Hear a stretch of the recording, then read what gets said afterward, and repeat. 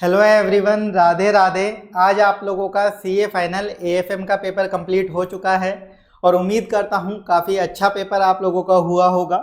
और जिनका पेपर थोड़ा बहुत भी बिगड़ा है उनको परेशान नहीं होना है, क्योंकि एग्ज़ाम जब हम देने जाते हैं 3 घंटे का टाइम होता है। थोड़ी बहुत चीज़ें कई बार ऊपर नीचे हो भी जाती हैं, बट आपको अभी नेक्स्ट पेपर पे पूरा फोकस करना है जो कि है ऑडिट। तो आज के इस वीडियो में मैं आप लोगों को एएफएम का एक छोटा सा ब्रीफ रिव्यू ओपन करेंगे, ताकि वही चीज़ें कि आने वाले अटेम्प्ट वाले स्टूडेंट्स को एक आइडिया लग सके कि कैसे क्या प्रिपेयर करना चाहिए, सब्जेक्ट पेपर का लेवल कैसा रहता है, तो प्रिपरेशन का वो बेस अच्छा सा बना सकें अपना। एंड इस वीडियो के एंड में जो ऑडिट की स्ट्रेटेजी बताऊंगा वो आप लोगों को जरूर से देखनी है, वही अब आपको लास्ट के 1.5 दिन में फॉलो करनी है, ताकि आप ऑडिट का पेपर शानदार कर सके। तो सबसे पहले एएफएम के पेपर की बात कर लेते हैं। पेपर कैसा रहा? तो पेपर ओवरऑल इजी पेपर रहा है। अगर आप एमसीक्यू की बात करेंगे तो एमसीक्यू वाला पोर्शन तो पूरा का पूरा बहुत ही आसान पोर्शन आया है, वेरी इजी पोर्शन। इसमें पूरा कॉपी पेस्ट था, एमसीक्यू में कुछ भी नया नहीं था, बहुत आसान क्वेश्चंस थे। एंड डेस्क्रिप्टिव पेपर जो है वो भी इजी है। इसमें सारे क्वेश्चन कॉपी पेस्ट ही हैं। डेस्क्रिप्टिव में भी 2 क्वेश्चन ऐसे थे, एक म्यूचुअल फंड का, एक बिजनेस वैल्यूएशन का, जो कि न्यू क्वेश्चन है, लेकिन आपने अगर कंसेप्ट बुक पढ़ी है तो उसमें उसके पूरे कंसेप्ट कवर्ड हैं, आप आराम से कर पाए होंगे। जो स्टूडेंट कंसेप्ट बुक नहीं पढ़ते या नहीं देख के जाते, उन लोगों को हो सकता है डेस्क्रिप्टिव एवरेज पार्ट लगाओ ऐसे क्वेश्चन देख के, अदरवाइज पूरा आसान पेपर था। जिन्होंने सब कंसेप्ट बुक वगैरह पढ़ी है उनको बहुत आसान लगा है, कॉपी पेस्ट पेपर लगा है, क्योंकि था भी ये पेपर उसी लेवल का। तो बहुत इजी पेपर ये आया है। एबीसी एनालिसिस के अकॉर्डिंग पेपर था, जो कि मैंने यहाँ पे मेंशन भी किया है कितने कितने मार्क्स का आया है। इंपॉर्टेंट क्वेश्चन लिस्ट दी थी मैंने, तो जो भी कॉपी पेस्ट सारे क्वेश्चन हैं वो उसी लिस्ट से ऑलमोस्ट आपके मैच होते हैं। तो पेपर का लेवल ये इस तरीके का आपका रहा है। यहाँ पे मैंने चैप्टर वाइज लिखा भी है पेपर में कहाँ कहाँ से क्वेश्चन आए हैं। तो इस पेपर में कुछ और ज़्यादा है नहीं बताने को। और जो आपको हम टेलीग्राम पे पोल डालते हैं पेपर के बाद कि पेपर का लेवल कहाँ कैसा रहा, उसमें भी आप एक चीज़ नोटिस करेंगे कि सभी स्टूडेंट्स ने मेजरली ईजी मार्क किया है। तो मैं आपको इससे एक चीज़ बताता हूँ कि एएफएम में बच्चों को हमेशा पेपर अब जनरली ईजी लगने लग गया है, चाहे कोई भी कैसा भी पेपर आए। और मैं आपको एक चीज़ बताऊं, एफआर का पेपर जो इस बार आया वो इससे भी आसान पेपर था। जो एएफएम का पेपर आया है उसमें तो केवल एक सीएफएस के क्वेश्चन में एक एक्स्ट्रा एडजस्टमेंट इंस्टीट्यूट डालता है, वो डाला और कुछ भी नहीं था। हर बार एफआर का कॉपी पेस्ट पेपर आता है, कभी नया नहीं आता। बट आप देखेंगे हमेशा पोल में स्टूडेंट्स को वो पेपर एवरेज लगता है। तो उसका रीज़न सिंपल सा इतना है, एएफएम में आज के दिन 95% बच्चे जो हैं पूरा कंटेंट हमारा ही फॉलो कर रहे हैं, इधर उधर से कुछ कचरा नहीं देखते हैं। तो वो आराम से एग्जाम में जाते हैं बिल्कुल फ्रेश माइंड से, कंसेप्ट नोट्स, क्वेश्चन बैंक और पूरा पेपर आराम से कर पाते हैं। इवन नया क्वेश्चन आता है तो वो भी उनको इजी लगने लगता है, क्योंकि कंसेप्ट बुक में सब कवर्ड है। और एफआर में क्या, मल्टीपल कंटेंट रेफर कर लेते हैं, तो उस चक्कर में वो उनको नॉर्मल पेपर भी एवरेज कैटेगरी या टफ कैटेगरी में चला जाता है। तो एक बार आप एफआर का भी है ना रेफर करके देखिएगा, सिर्फ सिंगल कंटेंट हमारा जो है और कुछ भी नहीं, सिर्फ जो सिंगल कंटेंट हमने दिया है, आपको आगे से वो पेपर भी हमेशा आसान लगेगा, क्योंकि वो हमेशा से एएफएम से आसान पेपर आता है। तो ये आपका रिव्यू था। और जैसा भी आप लोगों का पेपर हुआ है एफआर एएफएम का, आप जरूर से कमेंट्स में अपना रिव्यू भी दीजिएगा कि आपका जो भी फीडबैक रहा है, क्योंकि उससे हमें भी मोटिवेशन मिलता है आगे काम करने के लिए और अदर स्टूडेंट्स की भी हेल्प होती है। तो अब अपन आ जाते हैं ऑडिट के पेपर पे। इससे ज़्यादा इसमें अपन डिटेल डिस्कशन पे जाएंगे नहीं, कोई सेंस बनता नहीं है इस पर ज़्यादा टाइम देने का।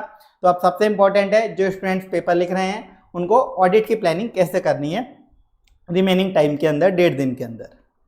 तो देखिए उसके लिए मैंने सब कुछ यहाँ पे लिख रखा है, बट थोड़ी सी इसमें मुझे गाइडेंस भी देनी है, तो आप जरूर से सुन लीजिएगा पहले वीडियो, ज़्यादा अपन लंबा करते नहीं है वीडियो को। तो ऑडिट में क्या होता है, अब इंस्टीट्यूट का जो पेपर है ऑडिट का हमेशा जैसा आता है वैसा ही आएगा।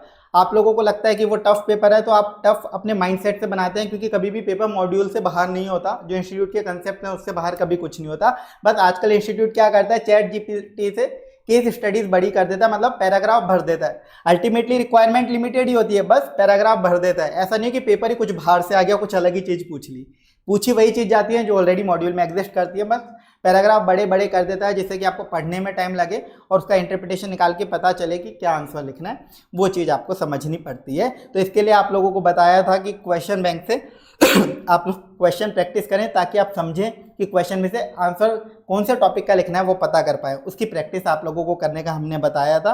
एंड आंसर लिखना कहाँ से, आंसर लिखना होता है कंसेप्ट बुक से, जो हमने आपको कंसेप्ट बुक दे रखी है 240 पेजेस की, जिसमें 220 पेज प्लस 20 पेजेस एडिशनल तो वो 240 पेजेस के कंसेप्ट बुक में से पूरा रट्टा मार के आपको आंसर लिखने रहते हैं। तो अभी 1.5 दिन में क्या करना है, अब 1.5 दिन में से कोई यूनिक स्पेशल टेक्निक हो सकती है क्या? अभी कोई स्पेशल टेक्निक नहीं होती। आप सोचो कि अब ऑडिट की तैयारी हो जाएगी, आपने जो पढ़ रखा है वो अब आपको रिवाइज करना है। तो इस 1.5 दिन में बस आपको वो जो कंसेप्ट बुक हमने दी है ना 240 पेज की, वो आपको पूरी रिवाइज करनी है। उससे बाहर आपको पेपर नहीं मिलता है। वो 240 पेज मोर देन इनफ है। आउट ऑफ बॉक्स पेपर भी आ गया कभी मान लो, तो भी आपको 110 नंबर का तो उसमें से मिलेगा आउट ऑफ 118 मार्क्स के पेपर में। 110 मार्क्स का तो गारंटेड उसमें से आएगा। आउट ऑफ बॉक्स पेपर की बात कर रहा हूं मैं। पिछले अटेम्प्ट की भी अगर आप बात करेंगे तो 113 नंबर के अप्रोक्स उस पूरी बुक में से आपका पूरा पेपर था। तो बस वो 240 पेज आपको अच्छे से करने हैं, उसके अलावा कुछ नहीं करना। तो कंसेप्ट बुक को अब आपको रिवाइज करना है। अब उसके लिए आपका प्लान कैसे बनेगा, आज के दिन आप लोगों को 3 चैप्टर करने हैं। सबसे पहले आप लोग कर लेना प्रोफेशनल एथिक्स, उसके बाद आप कर लेना ऑडिट रिपोर्ट। और ऑडिट रिपोर्ट चैप्टर के अंदर ही कारो इंक्लूडेड होता है। कुछ स्टूडेंट्स इसको अलग समझते हैं, जबकि वो अलग नहीं है, इसी चैप्टर का पार्ट है। तो ऑडिट रिपोर्ट और कारो ये आपको कंप्लीट कर लेना है। इसके बाद इमर्जिंग एरियाज वाला जो एक छोटा सा चैप्टर है, ये भी आज आपको कंप्लीट कर लेना है। तो आज के दिन आपको ये 3 चैप्टर कंप्लीट करके ही सोना है। अब कल का जो दिन रहेगा, कल के दिन में क्या करेंगे, आप 3 स्लॉट बना लीजिएगा। 3 स्लॉट हम जनरली बोलते हैं कि एक 3 घंटे का बना लिया, एक 4 घंटे का बना लिया, एक 3 घंटे का बना लिया, है ना। तो ज़्यादा स्लॉट भी नहीं बनाने होते। कुछ स्टूडेंट एक ही घंटे में ब्रेक रख लेते हैं, तो बस उनकी ज़िंदगी में भी ब्रेक वहीं से लग जाता है। तो आपको ऐसे इतने शॉर्ट ब्रेक नहीं रखने, आपको कम से कम स्लॉट में पढ़ाई करनी है। तो आप 3 स्लॉट बनाइए, मैक्सिमम मोर देन सफिशिएंट होता है ये। अब 3 स्लॉट में स्टार्टिंग के जो 2 स्लॉट होंगे, एक मॉर्निंग का और एक आफ्टरनून का, तब तक आपको क्या कंप्लीट करना है, अपना स्टैंडर्ड्स वाला पार्ट। सबसे पहले तो आप करेंगे स्टैंडर्ड्स ऑन ऑडिटिंग एसेज वाला पार्ट पूरा कंप्लीट। एसेज सबसे पहले आपको कंप्लीट करने हैं, आपके जितने भी एसेज है। तो एसेज में ए कैटेगरी, बी कैटेगरी और सी कैटेगरी आपको बताई हुई है। तो ए बी सी के सीक्वेंस में ही आप रिवाइज करना स्टार्ट कर लीजिएगा। पहले ए कैटेगरी एसेज, फिर बी कैटेगरी, फिर सी कैटेगरी एसेज। अब एसेज का रिवीजन करते वक्त एक चीज़ ध्यान दीजिएगा, ए कैटेगरी जो एसेज है ना, उसमें आप रिवीजन वीडियो जरूर से सुन लेना, उसका रिवीजन वीडियो सुन लेना और कंसेप्ट बुक से रीड कर लेना। बी कैटेगरी वाले एसेज में आप कंसेप्ट बुक रीड करके काम चला सकते हैं। आपको रिवीजन वीडियो सुनेंगे तो बेहतर रहेगा, ज़्यादा बेस्ट रहेगा। बट अगर आपको लगता है केवल रीड करके काम चल सकता है तो बी वाले में रीड कर लेना। और सी कैटेगरी वाले एसेज में केवल आपको कंसेप्ट बुक रीड मारनी है। एंड आज के दिन जो मैंने चैप्टर्स बताए हैं, इनमें भी कंसेप्ट बुक रीड मारनी है, इनमें रिवीजन वीडियो भी सुनने की रिक्वायरमेंट आपकी नहीं है। तो ऐसा आपको करना है, क्योंकि जो एसेज है और छोड़ना कुछ भी नहीं है। सी कैटेगरी वाले एसेज हैं, उनमें तो कई बार एमसीक्यूज आ जाते हैं, तो ध्यान रखना, सब कुछ करके जाना है। फिर जो आपके स्टार्टिंग के 2 स्लॉट मैंने कल के दिन के बताए, उसमें स्टैंडर्ड्स ऑन ऑडिटिंग करने हैं। उसके बाद आपको करने हैं ये 3 करने हैं, एसएई, एसआरई और एसआरएस। ये 3 आपको अपने कंप्लीट कर लेने हैं। स्टैंडर्ड्स वाला पार्ट जो है ये पूरा हो जाएगा। ये जो है एसएई, एसआरई, एसआरएस हमेशा आते हैं, सब कुछ करना है आपको।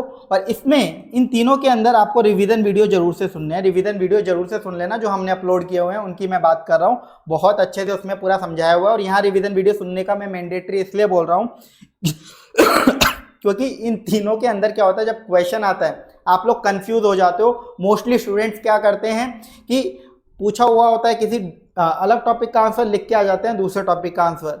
ठीक है, तो ये बहुत ज़्यादा कंफ्यूजन होता है इन तीनों के अंदर। तो इसलिए रिवीजन वीडियो जरूर से सुन लेना, उससे आइडिया लगेगा कि कब कौन से टॉपिक का आंसर लिखना है। बहुत अच्छे से बनाए हुए हैं। तो इन तीनों के अंदर तो रिवीजन वीडियो सुन के ही रिवाइज करना है। अब कल के दिन आपका जो 3rd स्लॉट, आखिरी स्लॉट बचेगा, उस स्लॉट में आपको बचे हुए जितने भी स्मॉल चैप्टर्स हैं आपके ऑडिट के, उनको रिवाइज करना चालू कर देना है कंसेप्ट बुक से रीडिंग लगा के। ठीक है, अभी इनमें रिवीजन वीडियो सुनने की रिक्वायरमेंट नहीं है, कंसेप्ट बुक से रीडिंग लगा के इनको रिवाइज करना आप चालू कर दीजिएगा। फिर एग्जाम डे पर क्या करना है, एग्जाम वाला दिन आ जाएगा तो आपके पास 2 बजे से पहले टाइम होता है, मतलब 1 बजे तक आप पढ़ाई करिए उस दिन। तो 1 बजे तक आप क्या करेंगे, अगर जो अदर स्मॉल चैप्टर्स आपने पढ़ना चालू किया था उनमें से कुछ पेंडिंग रह गए तो पहले वो कंप्लीट कर लीजिए। और अगर वो कंप्लीट हो गए हैं, टाइम बच रहा है, तो आप प्रोफेशनल एथिक्स को वापस से रिवाइज करना चालू कर लीजिएगा। ठीक है, तो आज के दिन प्रोफेशनल एथिक्स, ऑडिट रिपोर्ट और कारो और इमर्जिंग एरियाज, ये पूरा पार्ट रिवाइज करना है कंसेप्ट बुक से रीड करके। कल के दिन आप 2 स्लॉट जो स्टार्टिंग के हैं, मॉर्निंग और आफ्टरनून वाले, उसमें पहले स्टैंडर्ड्स ऑन ऑडिटिंग करेंगे ए बी सी के सीक्वेंस में। ए कैटेगरी में रिवीजन वीडियो जरूर से सुनना, बी में भी सुन लोगे तो बेहतर है, और सी को सिर्फ नोट से रीड करके चल जाएगा काम। ऐसे ही एसआरई, एसआरएस ये करना है। फिर आपको इन तीनों में रिवीजन वीडियोस जरूर से सुन लेना जो हमने डाले हुए हैं। और फिर जो 3rd स्लॉट आपका बचेगा उसमें अदर स्मॉल चैप्टर जितने भी ऑडिट के वो रिवाइज करने हैं आपको। एग्जाम डे पे अगर कुछ रह गए आपके चैप्टर्स वो रिवाइज कर लेंगे, फिर प्रोफेशनल एथिक्स को वापस से रिवाइज करना चालू कर देंगे। ये ऑडिट का पूरा प्लान है जो आपको फॉलो करना है। सिर्फ कंसेप्ट बुक आप फॉलो करिएगा, उसके अलावा कुछ भी आपको अलग से नहीं करना है। वो कंसेप्ट बुक ही सबसे इंपॉर्टेंट चीज़ है। तो कैसा भी पेपर आए आपको उसी से मिलेगा। वो 240 pages, 220 main book plus 20 pages जो लास्ट में एडिशनल लगे हुए हैं, ये पूरी 240 पेज की बुक आपकी कवर हो जानी चाहिए। जो आपने ऑलरेडी पढ़ा हुआ है वही आप कर पाएंगे। कुछ स्टूडेंट सोचे कि अब 1.5 दिन में कुछ स्पेशल प्रिपरेशन हो जाए, ऐसा नहीं होता है। जो पढ़ रखा है बस वो रिवाइज करना है, उसके अलावा अपन नया कुछ अभी नहीं कर पाएंगे। तो अभी के लिए इतना ही। बाकी आपका कुछ भी और क्वेरीज रहे ऑडिट वगैरह के रिगार्डिंग डाउट, तो आप सचिन सर को मैसेज कर सकते हैं, कमेंट्स में भी पूछ सकते हैं। तो thank you so much. Radhe Radhe, Hare Krishna.